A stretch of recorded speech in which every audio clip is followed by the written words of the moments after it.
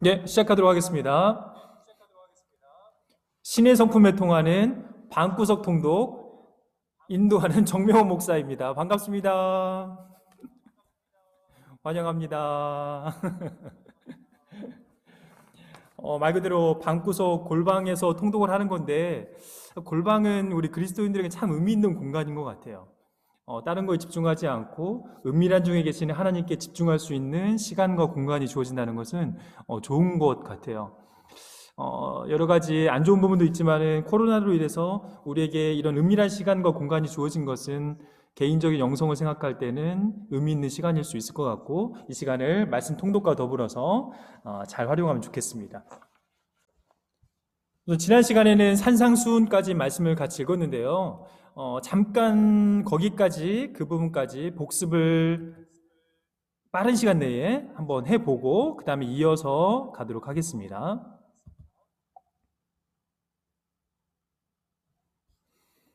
예, 30세 이전에 사생애가 있고요. 사생애 내용은 태어나서부터 유소년 때까지. 30세 때 비로소 세례를 받으시면서 공생애가 시작이 되죠. 세례를 받으시면서 하늘 소리가 들리죠. 이는 내 사랑하는 자요 기뻐하는 자라. 사랑하는 자라는 것은 시편 2편에 나오는 말씀을 인용한 건데, 시편 2편은 메시아 시편이라고 해서 예수님께서 참 메시아라는 것을 하나님께서 인정을 해주시는 문구예요. 예, 그래서 이 사랑하는 자라는 말씀은 그의 말씀에 순종하는 자를 가리키는데, 예수 그리스도께서 하나님의 말씀에, 하나님의 말씀에 목숨을 바쳐서까지 순종을 하셨죠. 순종하심으로 말미암아 하나님의 근본적인 속성이신 사랑을 드러내심으로 하나님이 영광 받으시도록 하신 분이시거든요. 그래서 이는 내 기뻐하는 자요, 내 사랑하는 자라, 내 사랑하는 자 기뻐하는 자라. 이 말씀은 예수 그리스도께서 하나님의 뜻을 성취해 주시는 하나님의 아들로서의 호칭이 되겠습니다. 이렇게 세례 받으시고 시험 받으시고 5명의 제자를 만나시게 되죠. 5명의 제자 이제는 기억이 나시나요? 이제는 외우면 좋겠는데, 처음에 사랑하는 제자 요한, 그다음에 안드레 형제 베드로, 가면서 빌립을 만나죠. 빌립이 나다나엘을 초청하죠. 그 5명을 공생의 초기에 벌써 만나시고요. 그러시고 나서 유대 지역에서 50일 동안 이렇게 장거리 여행을 하신 다음에 갈릴리로 다시 올라가십니다. 갈릴리로 올라가셔서 미리 약속이 되어져 있었던 가나 혼인잔치를 참석을 하시고, 가나 혼인잔치 보면 이제 6이라는 숫자가 나오는데 6은 불완전 숫자예요. 성경에서는 3, 4, 7, 12 이런 것들이 완전 숫자인데, 3은 성삼위일체 하나님을 가리키고 4는 동서남북 사방을 가리켜요. 그래서 3 더하기 4, 7도 완전 숫자가 되고 3 곱하기 4도 12로서 완전 숫자가 되는 거예요. 거기에 1을 더하면 13도 완전 숫자가 되고, 성경에서는 이 숫자가 가진 의미들이 많은데, 가나안 혼인잔치를 보면은 6개의 돌 항아리가 나오죠. 인간들이 즐기는 즐거움과 이 만족들은 참 제한적이고 불완전해요. 그곳에 예수 그리스도께서 함께 해주시고 그곳에 예수 그리스도의 신적인 성품과 손길이 닿았을 때에 완전케 되는 거죠. 우리에게도 그런 영적인 깨달음을 여기서 얻을 수 있을 것 같아요. 그 다음에 가버나움으로 넘어가시지요. 가버나움은 관문이라고 그랬어요. 북쪽에서 왕의 길을 따라서 내려올 때의 관문인데, 유대를 가려면 항상 이 가버나움을 통과해야 돼요. 유대 땅을 가려면은. 가버나움에 2,000명이 넘는 사람들이 몰려 사는 대도시였기 때문에 그곳을 미리 방문하시고 나중에는 가버나움으로 아예 넘어가시죠. 자, 첫 번째 유월절입니다. 첫 번째 유월절에 무엇을 행하셨죠? 첫 번째 유월절에 예수님께서 하신 것 바로 성전 청결 사건. 이것이 가장 중요하다고 생각하셨기 때문에 가장 먼저 하신 것 같아요. 성전이 무엇인가? 유형의 성전도 있겠죠. 또 그렇지만 무형의 성전도 있어요.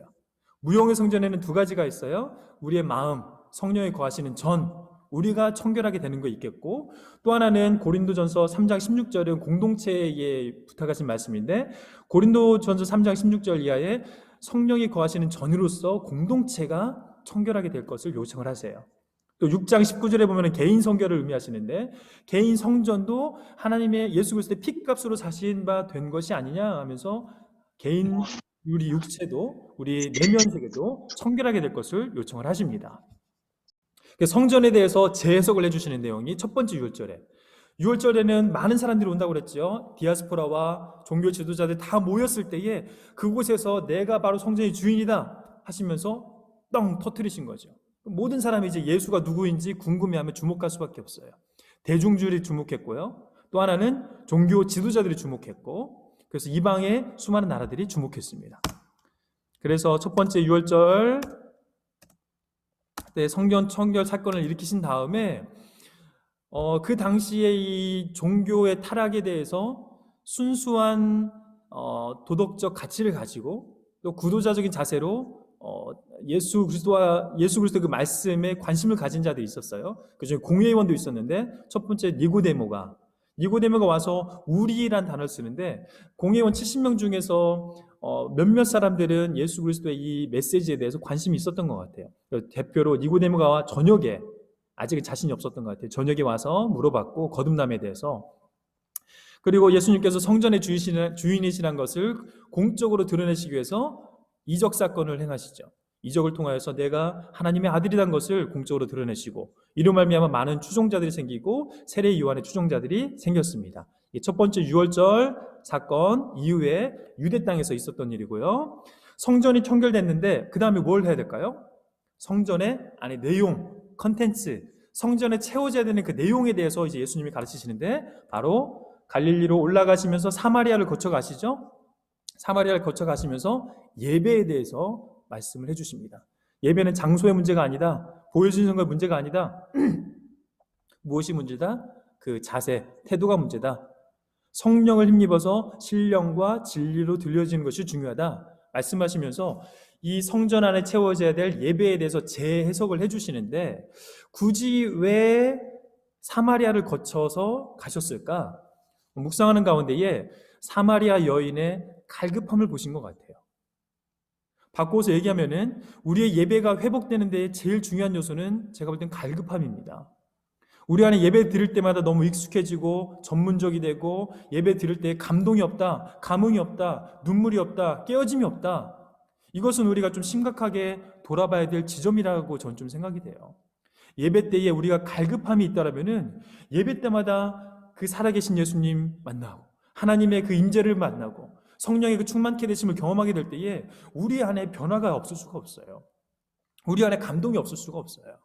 그래서 이 갈급함이 중요하기 때문에 예배를 가르치실 때에 굳이 다섯의 남자가 있고 사람들로부터 외면받고 사람의 시선과 질타 가운데에서 문화적인 이 비판에 의해서 억눌려 있고 갈급하고 줄일 수밖에 없었던 사마리아 여인을 굳이 만나서 가셨는 게 아닌가.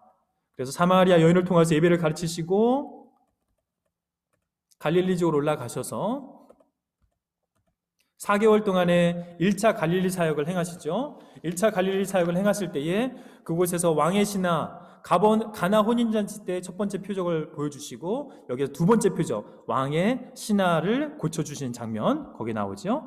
그 다음에 가버나움으로 이제 본격적으로 이사하셔서 갈릴리 사역을 구체적으로 시작을 하십니다. 그러나 그때 시작하실 때에 나사렛에 먼저 한번 들렀다 가셨죠. 고향에 가셔서 말씀을 선포하시죠. 어떤 말씀인지 기억나시나요? 예수 그리스도 사역의 제일 중요한 말씀, 나사렛에서의 왕으로서 메시아로서의 취임 설교, 바로 이사야 61장 1절에서 3절입니다. 뭐 나오죠? 내용이 가포눈눌 이렇게 외우시면 되겠어요. 가난한 자, 포로된 자, 눈먼 자, 눌린 자. 가난한 자를 부유케 하시며 포로된 자에게 해방을 주시며 눈먼 자에게 눈을 뜨게 하시고 눌린 자에게 자유케 하시는, 이게 바로 메시아의 사역이라고 유대인들은 믿고 있었어요. 예수님께서 나사렛 고향에 돌아가셔서 처음 하신 설교가 바로 이 설교입니다. 즉 내가 바로 너희들이 기다리던 그 메시아다라는 것을 선포하신 거죠. 그러나 고향에서는 홀대를 받죠. 선지자가 고향에서는 존중을 받지 못한다 말씀하시면서 내려오시고 이제 가버나움에서 전도하시고 그때 이제 네 제자를 확정하시죠. 베안, 야요, 베드로, 안드레, 야고보, 요한 네 제자를 다시 만나셔서 갈릴리에서 확정하시고 부르시고 사람을 낳는 어부가 되라. 그 다음에 그 제자들과 더불어서 가버나움 전도, 치유 사건, 회당을 도시면서 설교하시고 귀신을 쫓으시고 두 가지 이적을 더 행하시는데 베드로의 장모 치유와 중풍병자 4명의 친구가 들고 와서 지붕을 뚫고 내려오는 장면이 있죠. 그 중풍병자를 치료하시고 죄 사함에 대해서 말씀을 하시죠. 그랬더니 예수님이 성전 청결 사건을 일으키신 다음에 유대인들 지도자들이 이제 계속 쫓아다녀요. 이 사람은 예수가 누구인지, 예수를 우리 편으로 만들지, 아니면 예수를 죽여야 될지, 대적해야 될지. 그래서 예수님이 가는 곳마다 바리새인, 서기관, 사두개인들이 쫓아다니면서 계속 이제 논쟁을 벌이죠. 그 논쟁의 첫 번째가 이제 죄사함에 대한 논쟁. 죄사함의 권위를 누가 너에게 주었느냐? 이 말씀을 하셨고, 그다음에 세리마태를 부르셨고, 여기까지 이제 여기까지에 있는 것들을 조금 도표만 보면 심심하니까 사진을 조금 한번 보여드릴게요. 사진을 한번 좀 보고 가볼까요?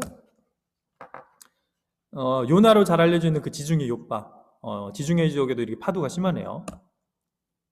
갈릴리는 호수라고 되어 있지만 거의 바다라고 불려질 정도로 되게 넓다고 하죠. 성지 순례를 달려오신 분들은 그 장면을 한번 기억을 해보셔도 좋겠어요.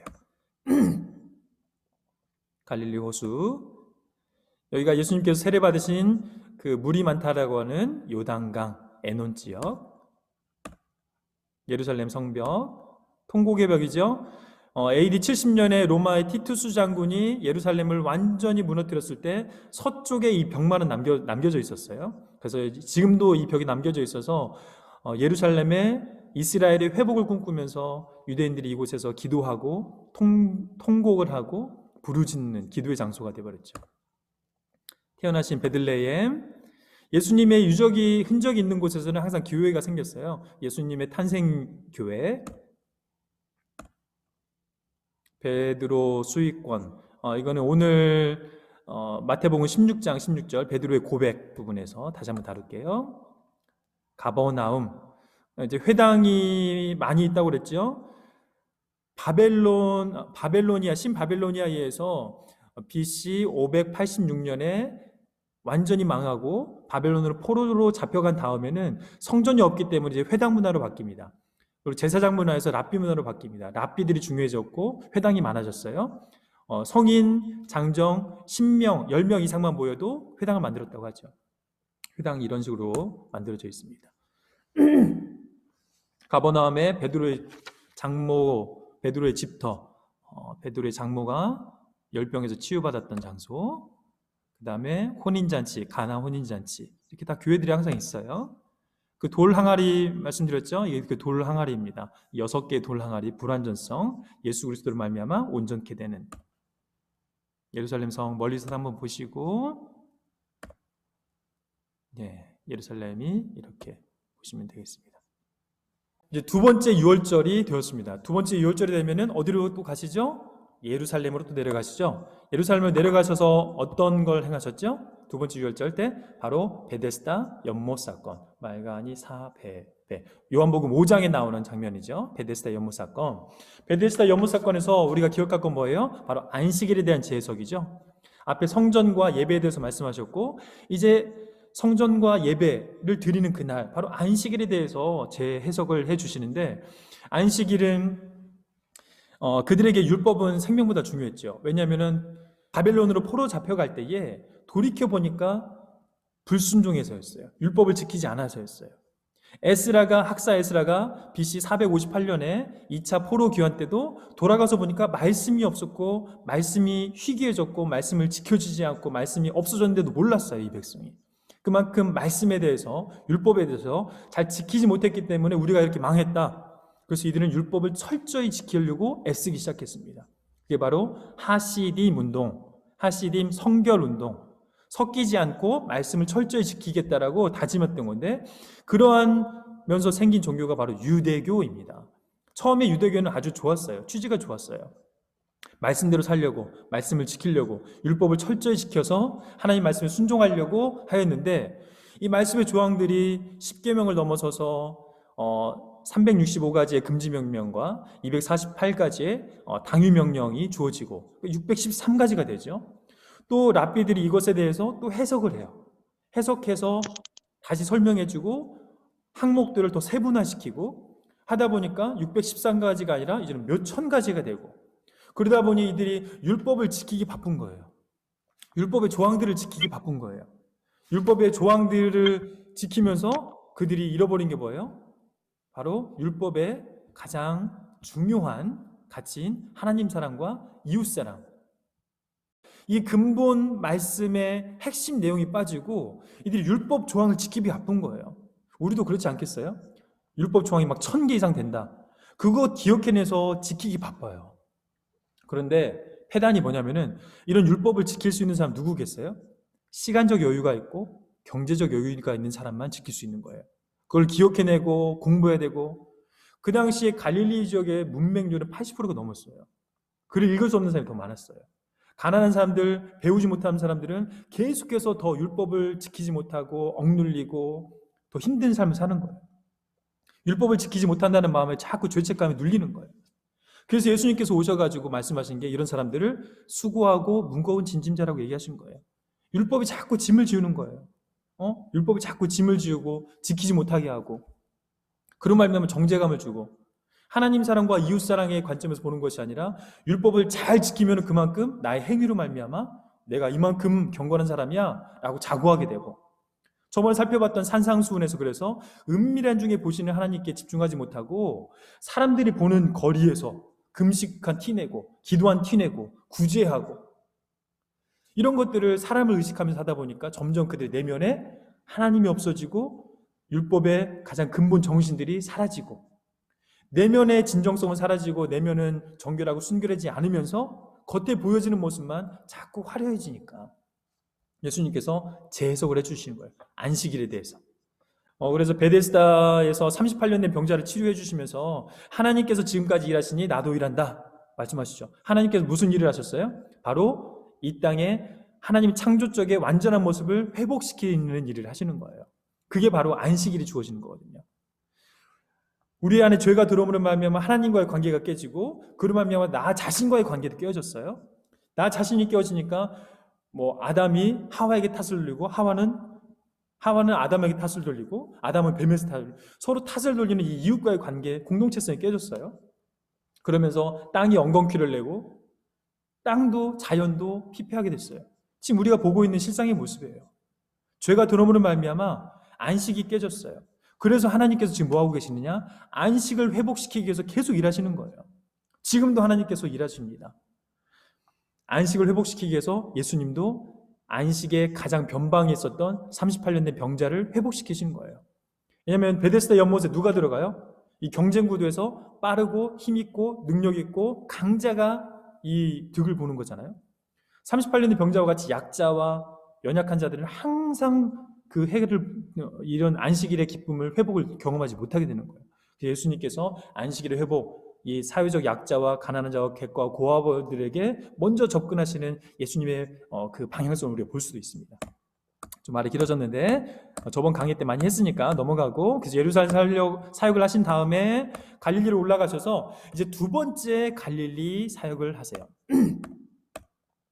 2차 갈릴리 사역을 1년 6개월 동안 하시는데, 이때 처음에는 대중들에게 많이 기적을 베푸시고 말씀을 선포하시고 비유와 기적 사건을 베푸시면서 대중 사역을 많이 하세요.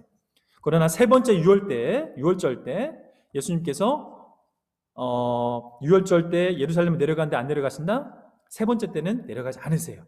내려가지 않으시고 그때의 그 대중들에게 안식의 의미를 가르치면서 안식일에 대한 논쟁을 한 번 더 하시고, 예루살렘에서는 안식일 논쟁했기 때문에 갈릴리 지역에서도 안식에 대한 한번 논쟁이 필요했어요. 왜? 성전과 예배 회복 얘기했고 그것을 지키는 안식일에 대한 재해석을 해주시면서 온전한 예배 회복을 경험케 하도록 예수님께서 지금 방향성을 가지고 가시는 거예요. 그래서 갈릴리 지역에서 가르치시면서 세 번째 유월절 때는 안 내려가시고 갈릴리 지역에서 오병이어, 벳세다에서 오병이어 사건을 일으키신 장면. 오늘은 이제 이 장면들을 계속 살펴보게 될 텐데요. 오늘 초막절 전까지 말씀을 통독하고 살펴보는 것으로 하려고 합니다. 갈릴리 2차 사역할 때 중요했던 거는 첫 번째가 산상수훈이었죠. 산상수훈의 말씀 왜 중요했느냐? 산상수훈은 신약의 십계명과 같은 거예요. 구약에는 12지파가 있었다면은 12지파를 통해서 새로운 모델을 제시하고 새로운 모델이 되는 새 백성, 새 이스라엘, 하나님 나라 백성이 어떠해야 된다는 것을 12지파를 통해서 보여주고 싶으셨죠, 하나님께서는. 그런데 그들에게 그걸 보여주기 위해서 뭘 지켜야 된다? 십계명의 율법을 지켜야 된다. 율법은 어디 새겨져 있어요? 돌판에 새겨져 있어요. 돌판에 보여지는, 눈으로 보여지는 그것들을 그들이 잘 지켰나요? 근데 지켜내지 못했어요. 형식적으로, 가식적으로, 겉으로 보여지는 것, 외식하게 되고, 율법주의가 돼버린 거죠. 그러다 보니까 이것이 유대교로 넘어가면서도 또 율법주의가 강화가 되고, 그래서 예수님께서 이 모든 걸 뒤집어 엎으시기 위해서 뭘 주셨냐면은 팔복을 주신 거예요. 팔복의 앞에 네 가지는 십계명처럼 하나님과의 관계, 뒤에 네 가지는 십계명처럼 사람과 이웃과의 관계, 이런 내용이라고 말씀드렸죠. 그래서 12명의 제자, 새로운 모델이 되는 인격, 제자들과 같이 우리도 또 연약하지만은 예수님과 동행하며 예수님과 경험하는 가운데에서 부활을 경험한 자들이 새로운 인격을 경험하게 되죠. 그런 인격을 경험하는 사람들은 팔복의 사람이 되어야 된다. 팔복을 율법적으로 지키는 것이 아니라 팔복을 어디다 새겨주셨어요? 마음의 신비에 새겨주셨어요. 에스겔 36장 26절에 나오는 것처럼 이 돌처럼 굳은 마음 가운데에 신비, 마음을 부드럽게 하셔서 그 마음의 색이라고. 예레미야 31장 32절 33절에 보면은 너희들이 돌판에 새긴 그 율법을 지키는 거 실패하였지만은 이제는 그 말씀을 그래서 너희 마음에 내가 손으로 새기겠다고 하셨어요. 예수님께서 그걸 이루시는 거예요. 팔복을 통하여서 우리 마음에 이 말씀들이 새겨져야 된다. 그래서 우리 내면이 변화되어야 돼요.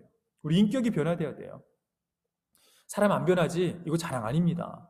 예수님 만난 사람들은 변하게 돼 있어요. 예수님을 제대로 못 만났기 때문에 우리가 안 변하는 거예요.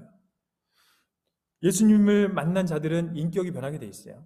우리가 성화되어져 가는 것을 사모하는 게 바로 그런 거죠. 성화의 과정 가운데 우리 마음의 문제를 빼놓을 수가 없어요. 우리 마음과 인격과 성품이 점점점 예수 그리스도를 닮아가고 하나님의 모양과 형상을 회복해가고 이러한 것들은 바로 이런 팔복의 사람의 모습 가운데 찾아볼 수 있게 되는데 이것을 우리 힘과 능력으로 지키는 건 참 어려워요. 그래서 예수님께서 성령을 약속해 주시죠. 성령을 받은 자들은 이거 지키는 것이 구약의 십계명처럼 우리에게 짐스러운 것이 아니라는 거예요. 수고하고 무거운 짐 다 내려놔. 내가 주는 짐, 팔복과 같이 너희들이 내면을 신경 쓰고 너희 내면의 성령 충만함을 경험하게 될 때에 우리가 이것들 지키는 것 어렵지 않다는 거예요. 팔복의 내용들 보면 되게 부담스럽잖아요. 옛사람은 말하되 하면서 6계명부터 살인하지 말라 말했지만은 예수님께서 재해석해 주시는데 뭐라고 하세요? 미워하지도 말라는 거죠. 미워하는 자는 살인한 자와 같기 때문에.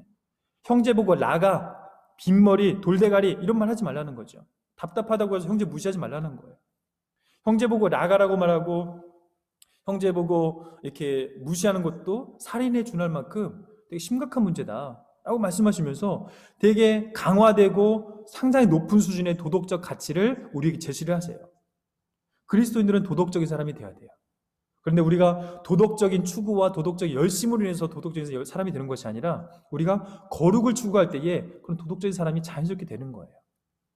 그래서 예수님께서 이 산상수훈의 말씀을 우리에게 주셨고 그거를 지난번까지 우리가 살펴봤습니다. 저는 가버나움에서 행하시는 사역 누가복음 버전으로 읽을게요. 마태복음은 마태복음 8장 5절에서 13절 말씀인데 누가복음 버전을 읽도록 하겠습니다. 백부장의 종치유. 제7장. 예수께서 모든 말씀을 백성에게 들려주시기를 마치신 후에 가버나움으로 들어가시니라. 어떤 백부장의 사랑하는 종이 병들어 죽게 되었더니 예수의 소문을 듣고 유대인의 장로 몇 사람을 예수께 보내어 오셔서 그 종을 구해 주시기를 청한지라. 이에 그들이 예수께 나아와 간절히 구하여 이르되 이 일을 하시는 것이 이 사람에게는 합당하니이다. 그가 우리 민족을 사랑하고 또한 우리를 위하여 회당을 지었나이다. 예수께서 함께 가실세. 이에 그 집이 멀지 아니하여 백부장이 벗들을 보내어 이르되 주여, 수고하시지 마옵소서. 내 집에 들어오심을 나는 감당하지 못하겠나이다. 그러므로 내가 주께 나아가기도 감당하지 못할 줄을 알았나이다. 말씀만 하사 내 하인을 낫게 하소서. 나도 남의 수하에 든 사람이요 내 아래에도 병사가 있으니 이더러 가라 하면 가고 저더러 오라 하면 오고 내 종더러 이것을 하라 하면 하나이다. 예수께서 들으시고 그를 놀랍게 여겨 돌이키사 따르는 무리에게 이르시되 내가 너희에게 이르노니 이스라엘 중에서도 이만한 믿음은 만나보지 못하였노라. 보내었던 사람들이 집으로 돌아가 보매 종이 이미 나아 있었더라. 네, 백부장의 종치유. 어제 말씀 묵상하다가 갑자기 드는 것은 백부장의 종이 얘기했던 것은 나도 남의 수하인데 명령하면 명령을 듣습니다. 예수님께서 명령하시면은 저 질병도 말을 들을 것입니다. 즉 예수님께서 질병을 치유하시는 치유자, 질병도 치유하실 수 있는 전능자, 바로 예수 그리스도를 왕으로 인정하였기 때문에, 자기의 지도자로 인정하였기 때문에 이게 가능한 고백인 것이죠. 그래서 참 예수님을 그런 치유자, 전능자, 왕으로 고백할 수 있는 믿음이 이방인에게서 있었던 거예요. 그 다음에 이어서 과부의 아들을 살리시는 나인성 과부. 그 후에 예수께서 나인이란 성으로 가실새 제자와 많은 무리가 동행하더니 성문에 가까이 이르실 때 사람들이 한 죽은 자를 메고 나오니 이는 한 어머니의 독자요 그의 어머니는 과부라. 그 성에 많은 사람도 그와 함께 나오거늘 주께서 과부를 보시고 불쌍히 여기사 울지 말라. 가까이 가서 그 관에 손을 대시니 맨 자들이 서는지라. 청년아, 내가 네게 말하노니 일어나라. 하심에 죽었던 자가 일어나 앉고 말도 하고 예수께서 그를 어머니에게 주시니 모든 사람이 두려워하며 하나님께 영광을 돌려 이르되 큰 선지자가 우리 가운데 일어나셨다. 하나님께서 자기 백성을 돌보셨다. 예수께 대한 이 소문이 온 유대와 사방에 두루 퍼지니라.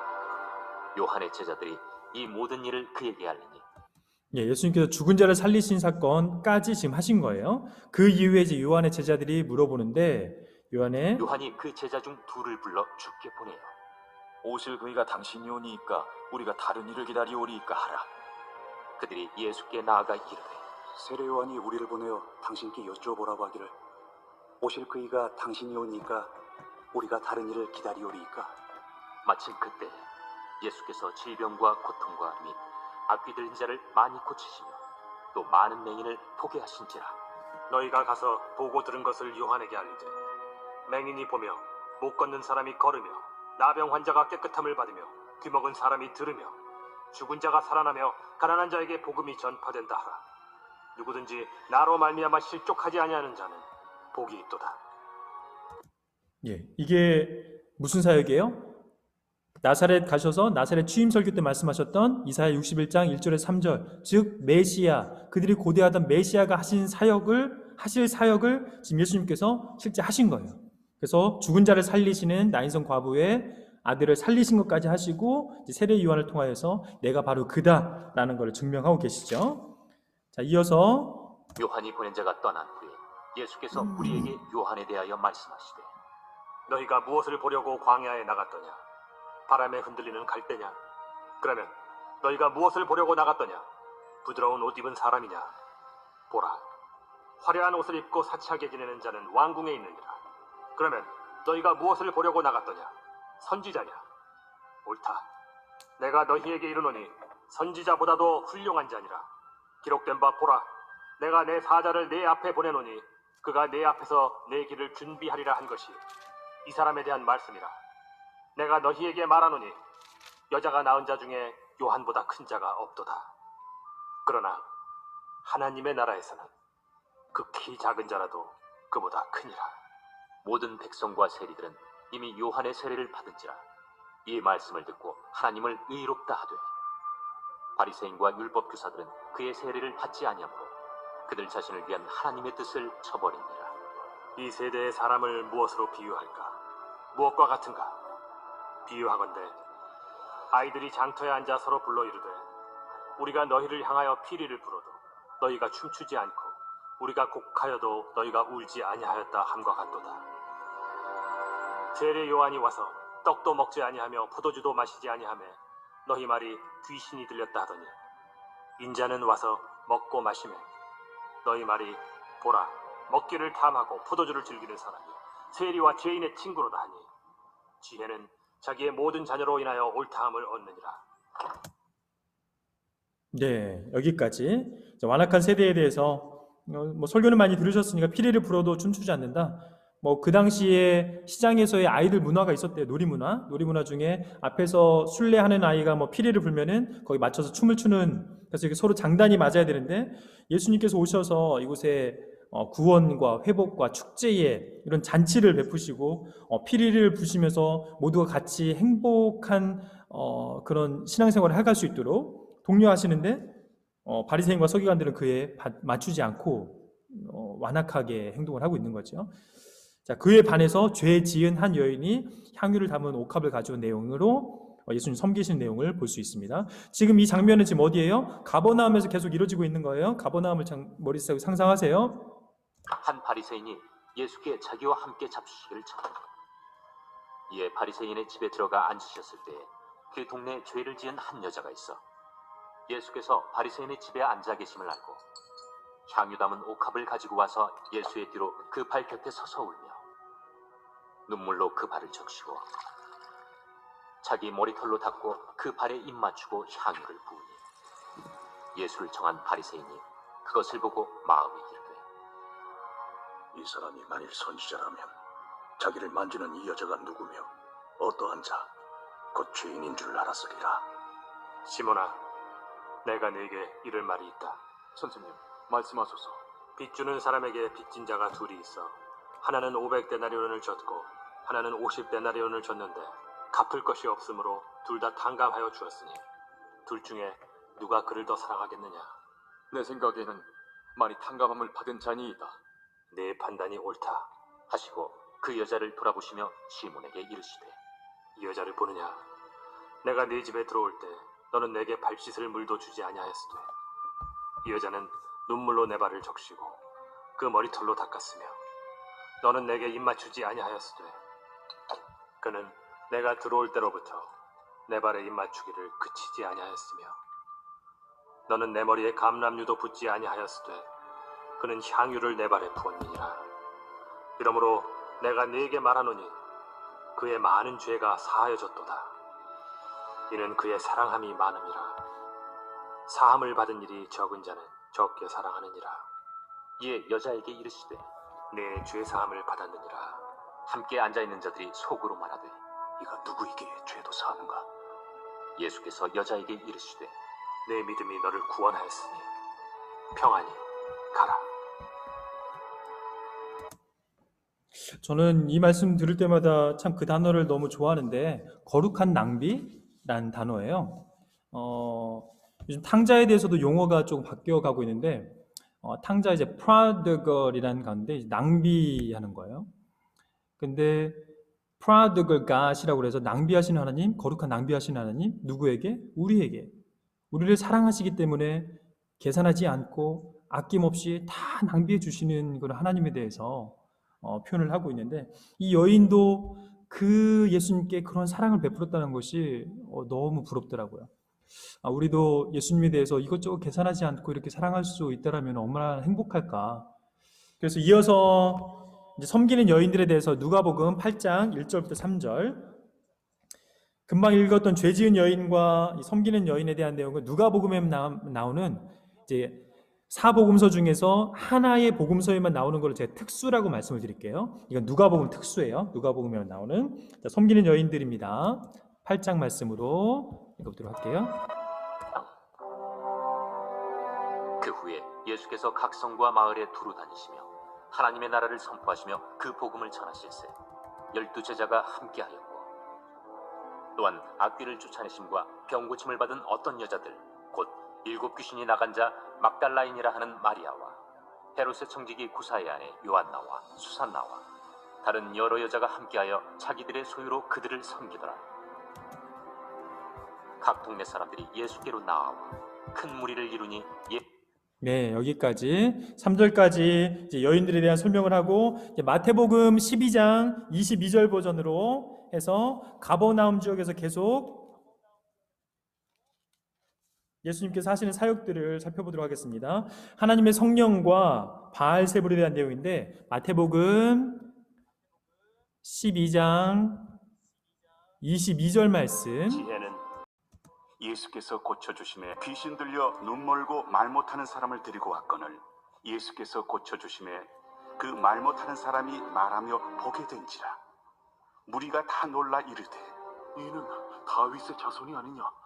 바리새인들은 듣고 이르되 이가 귀신의 왕 바알세보를 힘입지 않고는 귀신을 쫓아내지 못하느니라. 예수께서 그들의 생각을 아시고 이르시되 스스로 분쟁하는 나라마다 황폐하여질 것이요 스스로 분쟁하는 동네나 집마다 서지 못하리라. 만일 사탄이 사탄을 쫓아내면 스스로 분쟁하는 것이니 그리하고야 어떻게 그의 나라가 서겠느냐. 또 내가 바알세부를 힘입어 귀신을 쫓아내면 너희의 아들들은 누구를 힘입어 쫓아내느냐. 그러므로 그들이 너희의 재판관이 되리라. 그러나 내가 하나님의 성령을 힘입어 귀신을 쫓아내는 것이면 하나님의 나라가 이미 너희에게 임하였느니라. 사람이 먼저 강한 자를 결박하지 않고서야 어떻게 그 강한 자의 집에 들어가 그 세간을 강탈하겠느냐. 결박한 후에야 그 집을 강탈하리라. 나와 함께 아니하는 자는 나를 반대하는 자요 나와 함께 모으지 아니하는 자는 해치는 자니라. 28절 말씀 보면은 하나님의 성령을 힘입어 귀신을 쫓아내는 것이면 하나님의 나라가 이미 너에게 임하였느니라. 하나님의 나라에 대해서는 세 가지 관점을 볼 수 있어요. 이미 임한 하나님의 나라, 그리고 임박한 하나님의 나라, 그리고 지연된 하나님의 나라. 지연된 하나님의 나라, 예수님께서 부활하시고 승천하신 다음에 제자들은 예수님께서 곧 다시 오실 거라고 생각하고 있었는데 그것 때문에 일상의 삶들을 좀 나태한 게 있었어요. 그러다 보니까 데살로니가 후서에 일하지 않으면 먹지도 말라. 이들이 예수님 곧 오실 거니까 일을 안 하는 거예요. 이거는 지연된 하나님의 나라에 대한 오해 때문에 그런데 우리도 그 지금 임의와 아직 사이를 살아가고 있어요. 하나님 나라에 대한 이 스펙트럼은 참 넓어요. 예. 우리가 살고 있는 이 땅에서의 성령을 통하여서 역사가 일어나는 곳, 하나님의 다스림이 있는 곳, 하나님의 통치가 있는 곳, 하나님의 나라입니다. 그래서 죽어서 가는 천당의 개념은 성경 전체를 볼 때에 하나님의 나라의 개념에서 차지하는 비중이 20%, 30%밖에 되지 않는다고 그래요. 예. 그래서 하나님 나라에 대한 개념을 우리가 좀 잘 알면 좋겠다. 그래서 하나님 나라에 대한 관점을 죽어서 가는 곳이라 생각하는 것은 아주 극히 일부분입니다. 성경에서 말하고 있는 거는. 성경에서 말하고 있는 하나님 나라의 가장 주된 개념은 하나님의 통치가 있는 곳, 하나님이 다스리시는 곳. 그래서 초막이든 궁궐이든 내 주 예수 고신 곳이 그 어디나 하늘나라라고 우리가 고백할 수 있는 것은 주님과 동행하는 하나님의 다스림이 있는 그게 바로 천국의 삶이기 때문이에요. 죽어서 천국에 가서도 그곳에 이런 하나님의 다스림이 없다라면 그곳은 천국이 아닌 거예요. 우리가 생각하는 화려함이 아니라 주님과 동행하는 그곳이 바로 천국이다. 이걸 잊지 않으셨으면 좋겠고 계속 이어서 보도록 하겠습니다. 성령 모독죄에 관련돼서 31절부터 같이 보도록 할게요.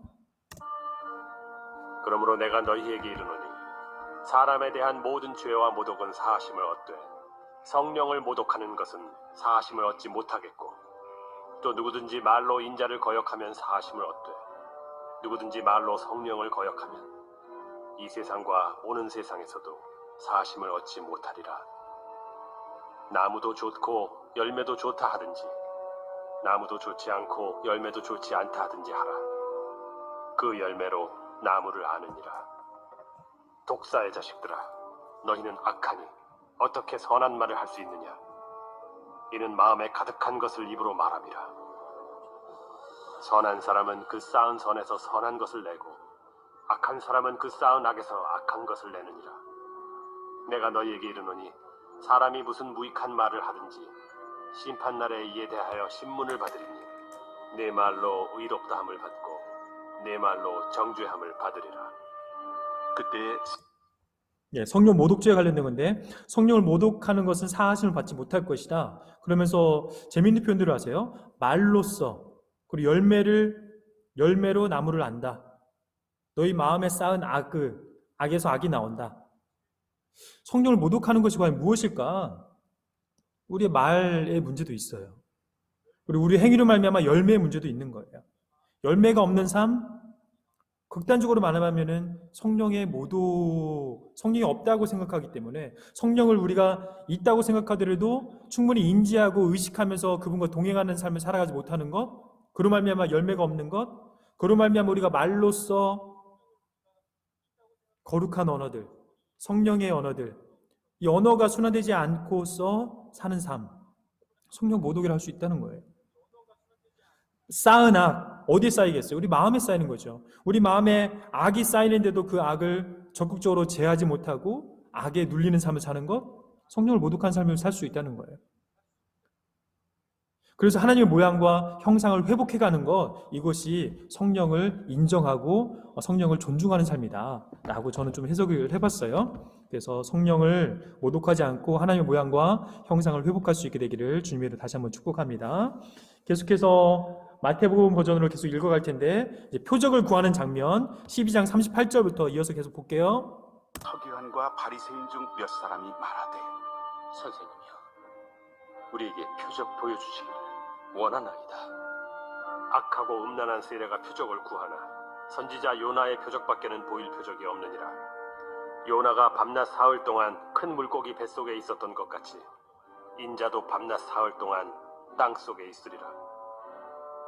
심판 때에 니느웨 사람들이 일어나 이 세대 사람을 정죄하리니 이는 그들이 요나의 전도를 듣고 회개하였음이거니와 요나보다 더 큰 이가 여기 있으며 심판 때에 남방 여왕이 일어나 이 세대 사람을 정죄하리니 이는 그가 솔로몬의 지혜로운 말을 들으려고 땅 끝에서 왔음이거니와 솔로몬보다 더 큰 이가 여기 있느니라.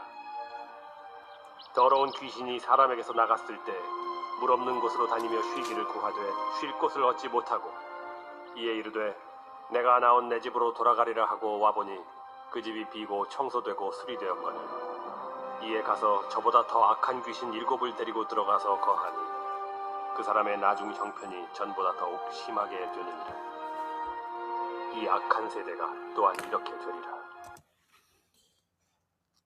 김남준 목사님이란 분이 계시는데, 우리 교단은 아니고 합동측 목사님이신데 열린교회라는 교회 담임 목사님이시고, 그분이 쓰신 마음 지킴이라는 책을 한번 나중에 사서 보셔도 좋을 것 같아요. 좀 내용이 조금 심오하긴 한데 우리 마음을 지키지 못하였을 때에 이런 일들이 일어나는 거예요. 예. 실제적으로 이런 케이스도 많이 경험을 하였고, 전에 저희 아버지도 이제 신유 은사가 있으셔서 그런 치유 사역들을 많이 하셨었는데, 치유함을 받고 난 다음에 그들이 치유된 것 자체에 대해서만 너무 기뻐하고 치유하신 분이 하나님이라는 것에 대해서 온전히 감격하고 감사하지 못하고 그런 가운데 그 마음과 생각을 지키지 못했을 때에 예전보다 더 힘든 고통 가운데 노출되는 경우들. 그래서 저희 아버지, 저희 집에 와서 한 3일씩 기도를 받고 치유받고 그런 일들이 있었어요, 실제. 그때에 2번 오신 분들도 많이 있었어요. 그 마음을 못 지키기 때문에. 이 당시에도 그런 일이 있었고, 사실은 우리 마음과 생각을 지키는 것이 신앙생활에 너무 중요하다. 저는 그거를 다시 한번 강조하게 됩니다. 요나의 표적은 잘 아시죠? 회개가 중요하다. 이방인들도 이렇게 와서 회개하고 이방인들이 와가지고 이렇게 관심을 가지고 알려고 하는데 너희들은 뭐 하느냐? 표적만 구하지 말고 하나님 알기를 더 힘써라. 그러면서 마태복음 12장 46절 계속 이어서 볼게요. 참 형제와 자매가 누구냐? 참 이스라엘에 대해서 다시 한번 재정의하시는 부분. 예수께서 무리에게 말씀하실 때 그의 어머니와 동생들이 예수께 말하려고 밖에 섰더니 한 사람이 예수께 여짜오되 보소서, 당신의 어머니와 동생들이 당신께 말하려고 밖에 서 있나이다. 누가 내 어머니이며 내 동생들이냐? 손을 내밀어 제자들을 가리켜 나의 어머니와 나의 동생들을 보라. 누구든지 하늘에 계신 내 아버지의 뜻대로 하는 자가 내 형제요 자매요 어머니이니라. 예, 이렇게 해서 참 형제와 자매가 누구인지 예수님께서 말씀해 주신 정의에 내면은, 여기 보면은 누가 내 어머니며 내 동생이냐, 어투가 되게 너무 예의 없는 것처럼 나왔는데 사실은 그렇게 말씀하신 건 아니고 어투 자체가 지금 문구가 이렇게 해석이 되어졌는데, 참 어머니와 내 동생이 누구인지에 대해서 정의하시기 위해서 좀 반어적인 반대적인 이미지를 가져오기 위해서 좀 극단적인 비유 언어를 썼다고 좀 보여지는데, 50절에 나오는 것처럼 내 아버지의 뜻대로 하는 자라고 표현이 되어져 있고, 마가복음 3장 35절에 보면은 하나님의 뜻대로 행하는 자가 내 형제요 자매라 라고 말씀하고 계시죠. 산상수훈 끝부분에 마태복음 7장 30절 이하에 보면 거기도 나오죠. 집 짓는 비유하시면서 집은 다 지어져요. 근데 모래 위에 지은 집 어떤 집이라고요? 듣고 행하지 아니하는 자. 다 들어요.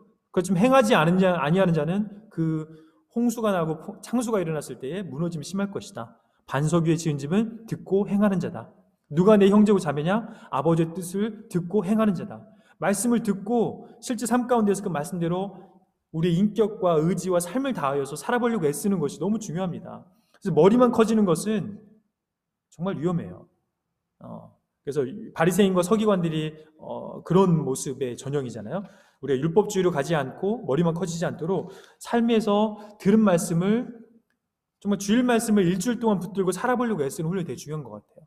매일매일 새로운 말씀을 또 섭취하는 것도 중요하지만은 그 말씀이 살아낼 수 있을 만큼 충분한 우리가 열심과 여력이 되지 않는다면은 말씀을 너무 많이 채우는 것보다도 들은 말씀을 기억해내고 반복하면서 내 안에 체화시키고 내재화시키고 말씀대로 기억해서 내 인격이 변하려고 하고 삶을 살아보는, 그래서 말씀 듣고 행하는 것이 우리에게 더 유익이지 않을까라고 좀 도전을 해봅니다. 누가복음 버전으로 그 뒤에 말씀은 누가복음 11장 33절부터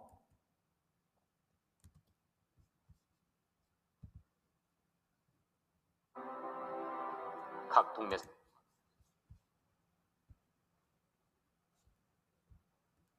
누가복음 11장 33절부터 안에 두지 아니하고 등경 위에 두나니 이는 들어가는 자로 그 빛을 보게 하려 함이라. 내 몸의 등불은 눈이라. 내 눈이 성하면 온 몸이 밝을 것이요 만일 나쁘면 내 몸도 어두우리라. 그러므로 내 속에 있는 빛이 어둡지 아니한가 보라. 내 온 몸이 밝아 조금도 어두운 데가 없으면 등불의 빛이 너를 비출 때와 같이 온전히 밝으리라. 예. 그래서 참 형제 자매에 대해서 정의를 해주신 다음에 이제 너희들이 빛으로 드러나야 된다라고 도전하고 계시죠. 그다음에 오늘 아침에 녹음을 새로 떠가지고 누가복음 11장 37절 말씀은 다른 버전으로 들어볼게요. 37절 계속 이어서 보겠습니다. 위선을 책망하십니다. 위선의 행동에 대해서 바리새인들. 예수께서 말씀하실 때에 한 바리새인이 자기와 함께 점심 잡수시기를 청함으로 들어가 앉으셨더니 잡수시기 전에 손 씻지 아니하심을 그 바리새인이 보고 이상히 여기는지라. 너희 바리새인은 지금 잔과 대접의 겉은 깨끗이 하나 너희 속에는 탐욕과 악독이 가득하도다. 어리석은 자들아, 겉을 만드신 이가 속도 만들지 아니하셨느냐. 그러나 그 안에 있는 것으로 구제하라. 그리하면 모든 것이 너희에게 깨끗하리라.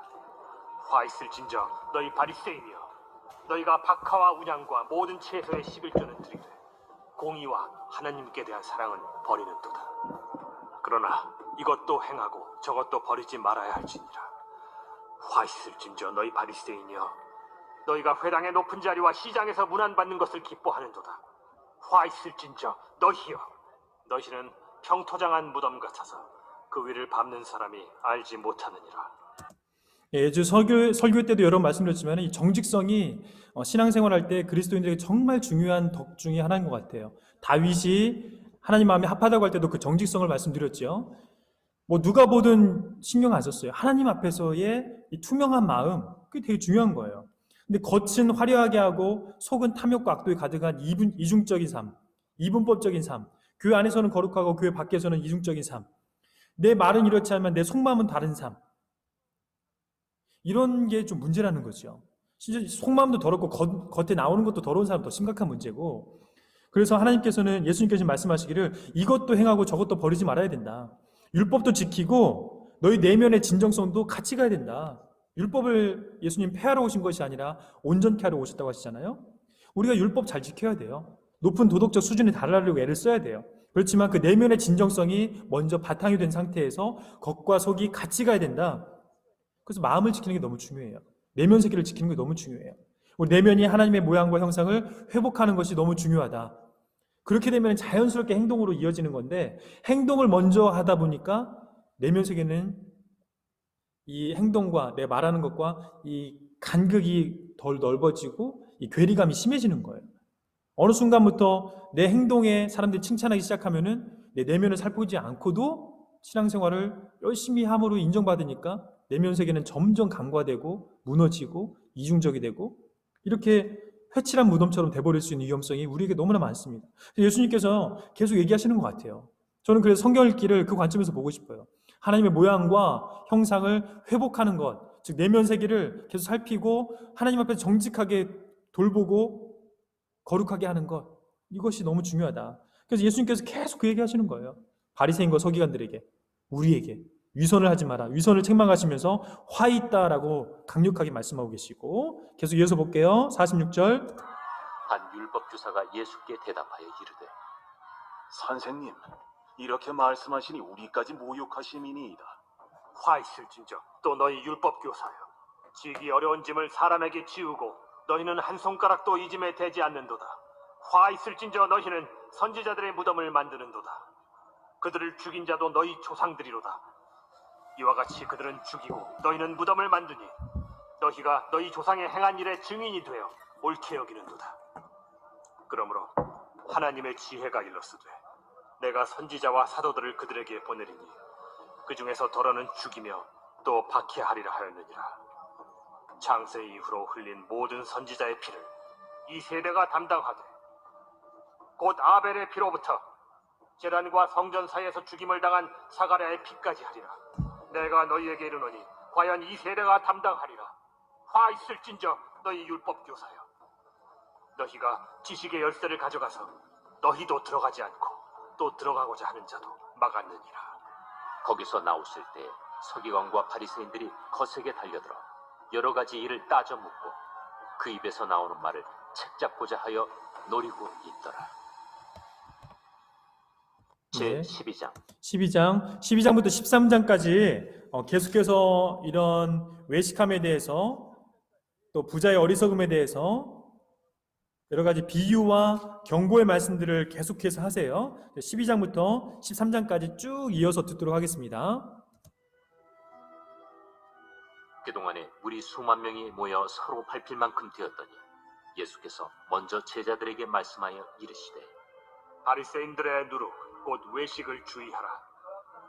감추인 것이 드러나지 않을 것이 없고 숨긴 것이 알려지지 않을 것이 없나니 이러므로 너희가 어두운 데서 말한 모든 것이 광명한 데서 들리고 너희가 골방에서 귀에 대고 말한 것이 지붕 위에서 전파되리라. 내가 내 친구 너희에게 말하노니 몸을 죽이고 그 후에는 능히 더 못하는 자들을 두려워하지 말라. 마땅히 두려워할 자를 내가 너희에게 보이리니 곧 죽인 후에 또한 지옥에 던져넣는 권세 있는 그를 두려워하라. 내가 참으로 너희에게 이르노니 그를 두려워하라.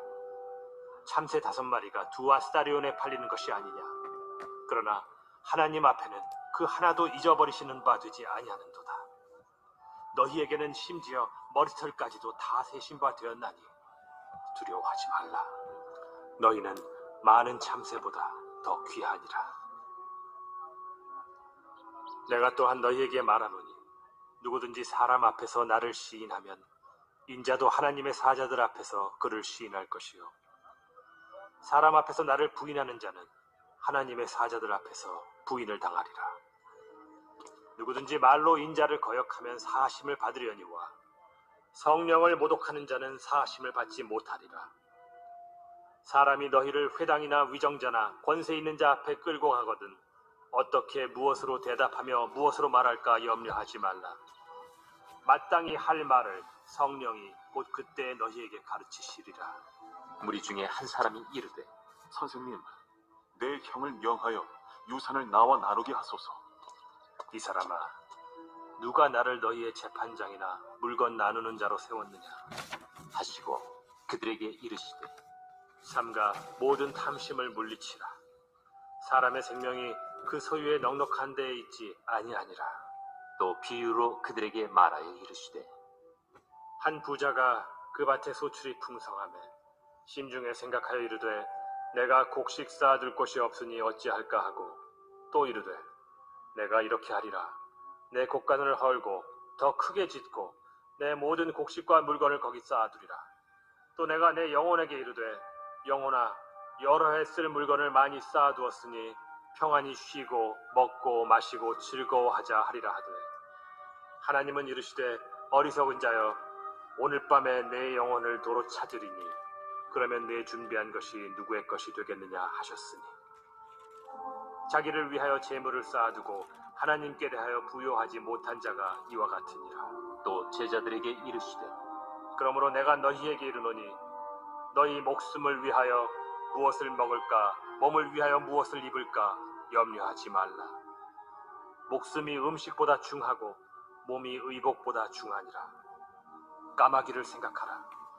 심지도 아니하고 거두지도 아니하며 볼방도 없고 창고도 없으되 하나님이 기르시나니 너희는 새보다 얼마나 더 귀하냐. 또 너희 중에 누가 염려함으로 그 키를 한 자라도 더할 수 있느냐. 그런즉 가장 작은 일도 하지 못하면서 어찌 다른 일들을 염려하느냐. 백합화를 생각하여 보라. 실도 만들지 않고 짜지도 아니하느니라. 그러나 내가 너희에게 말하노니 솔로몬의 모든 영광으로도 입은 것이 이 꽃 하나만큼 훌륭하지 못하였느니라. 오늘 있다가 내일 아궁이에 던져지는 들풀도 하나님이 이렇게 입히시거든. 하물며 너희일까 보냐.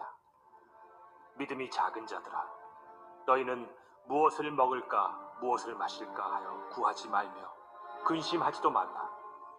이 모든 것은 세상 백성들이 구하는 것이라.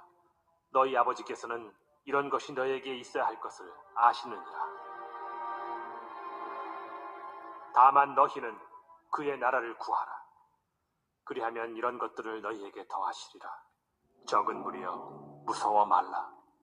너희 아버지께서 그 나라를 너희에게 주시기를 기뻐하시느니라. 너희 소유를 팔아 구제하여 낡아지지 아니하는 배낭을 만들라. 곧 하늘에 둔 바 다함이 없는 보물이니 거기는 도둑도 가까이 하는 일이 없고 좀도 먹는 일이 없느니라. 너희 보물이 있는 곳에는 너희 마음도 있으리라. 허리에 띠를 띠고 등불을 켜고 서 있으라. 너희는 마치 그 주인이 혼인집에서 돌아와 문을 두드리면 곧 열어주려고 기다리는 사람과 같이 되라. 주인이 와서 깨어있는 것을 보면 그 종들은 복이 있으리로다.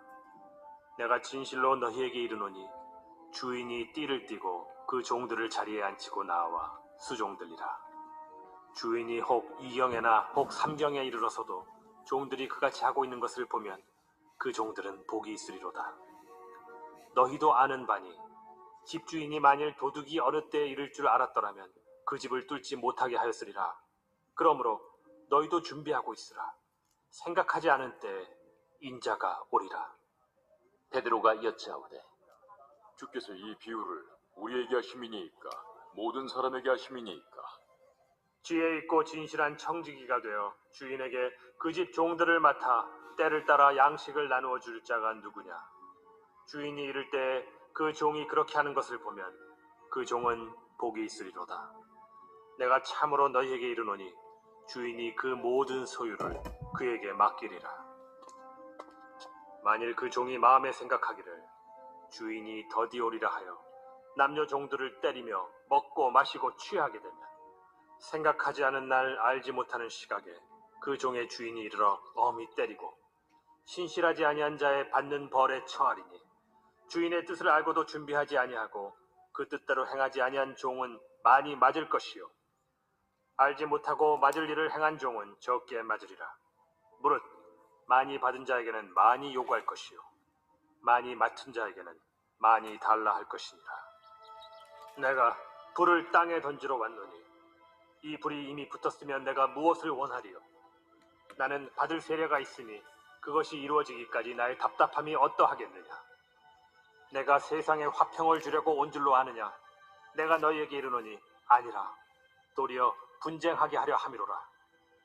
이후부터 한 집에 5사람이 있어 분쟁하되 셋이 둘과 둘이 셋과 하리니 아버지가 아들과 아들이 아버지와 어머니가 딸과 딸이 어머니와 시어머니가 며느리와 며느리가 시어머니와 분쟁하리라. 또 무리에게 이르시되 너희가 구름이 서쪽에서 이는 것을 보면 곧 말하기를 소나기가 오리라 하나니 과연 그러하고 남풍이 부는 것을 보면 말하기를 심히 더우리라 하나니 과연 그러하니라. 외식하는 자여, 너희가 천지의 기상은 분간할 줄 알면서 어찌 이 시대는 분간하지 못하느냐. 또 어찌하여 옳은 것을 스스로 판단하지 아니하느냐? 네가 너를 고발하는 자와 함께 법관에게 갈 때 길에서 화해하기를 힘쓰라. 그가 너를 재판장에게 끌어가고 재판장이 너를 옥졸에게 넘겨주어 옥졸이 옥에 가둘까 염려하라. 내게 이르노니 한 푼이라도 남김이 없이 갚지 아니하고서는 결코 거기서 나오지 못하리라. 예, 12장 말씀 여기까지 살펴봤고요. 재물에 대한 얘기도 나오고 언제 주님께서 임하실지 모르기 때문에 깨어 있을 것에 대한 말씀도 하고 계시고, 그렇지만 하나님께서 까마귀와 벽화파를 입히시고 먹이시는 것처럼 너희를 돌보신다. 또 마태복음 6장 산상수훈에 나왔던 것처럼 먼저 그의 나라와 의를 구하라. 또 보물이 있는 곳에 마음이 있다. 하여튼 마음에 대한 부분들을 계속해서 또 말씀을 하고 계시는 것 같아요. 네. 두 주인을 섬길 수 없는 우리 마음의 한 공간 안에 하나님과 보물을 같이 섬길 수 있는가, 그것에 대해서도 또 조절을 하고 있고요. 13장 말씀 계속 이어서 보도록 하겠습니다. 누가복음 13장.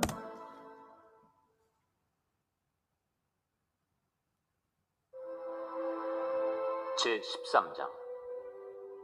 그때 마침 두어 사람이 와서 빌라도가 어떤 갈릴리 사람들의 피를 그들의 제물에 섞은 일로 예수께 아뢰니, 너희는 이 갈릴리 사람들이 이같이 해받음으로 다른 모든 갈릴리 사람보다 죄가 더 있는 줄 아느냐?